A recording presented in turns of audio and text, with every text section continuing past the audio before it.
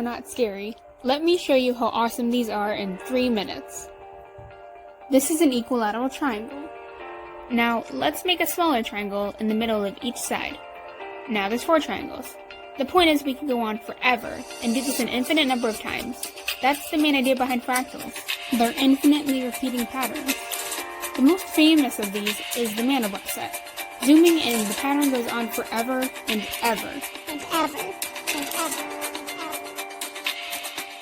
The set is created using this equation when z starts out equal to 0. But you repeat the process so that your answer is put back into the equation for z.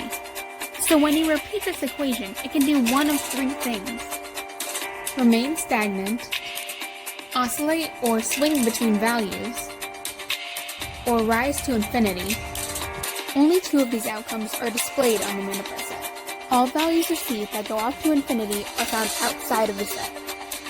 But c and z represent complex numbers, like 3 plus 2i, which can be displayed on a graph with the imaginary component on the y-axis and the real numbers on the x.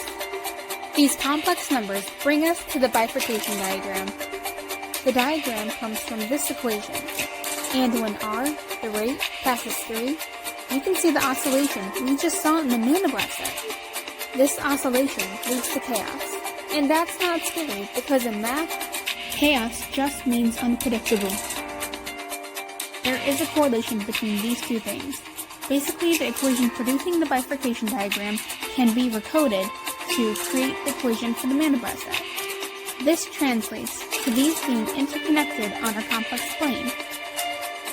Okay, this is cool, but it only exists in math. Well, that's just plain wrong.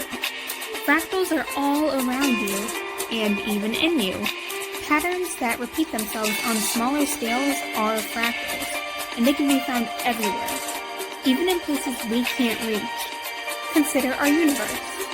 We can break down the biggest planets to the smallest atoms, and if you think about it, is the universe really the start to all this?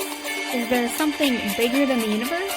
Maybe it's in the middle of this fractal, and there's something so much bigger, and we could keep going on so much smaller.